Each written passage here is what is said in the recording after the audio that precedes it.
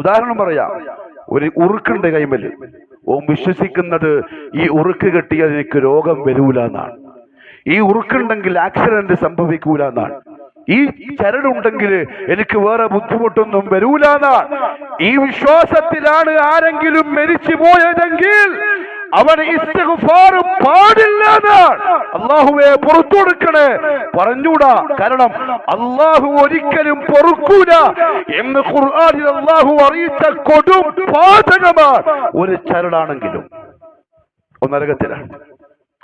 എന്റെ പൊന്നുമടക്കിയിരിക്കാരെ ചെറുപ്പക്കാരെ, വിഡ്ഢികളാവരുത്, തലച്ചോര് പണയം വെക്കരുത്. ആൾക്കാർ പലതും പറയും. ഞാൻ യോജിക്കുന്നത് ഹദീസാണ്, ഇമാം മുസ്ലിമിന്റെ ഹദീസാണ്, പരിശുദ്ധ ഖുർആനിന്റെ ആയത്താണ്. ഫമൻ ശാഅ ഫൽയുമിൻ വമൻ ശാഅ ഫൽയക്ഫുർ.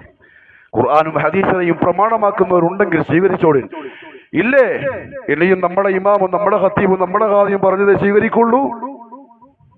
മനുഷ്യ അത് നിങ്ങളെ ഇഷ്ടം, പക്ഷെ പ്രമാണം ഇതാണ്.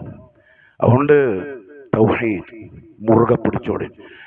ജാറത്തിന്റെ വഴിക്ക് പോവരുത്, തങ്ങന്മാരെ വഴിക്ക് പോവരുത്, ഉറുക്കും മേലസും തകിടം കെട്ടരുത്. ഇപ്പൊ ഒരു സുഖം ഉണ്ടാവും, ഇപ്പൊ ന്യായീകരിക്കാൻ ആളുണ്ടാവും. മരിച്ച് കബറടക്കം ചെയ്യപ്പെട്ട് കഴിഞ്ഞാൽ പിന്നെ അങ്ങോട്ടൊന്നും പ്രതീക്ഷിക്കണ്ട.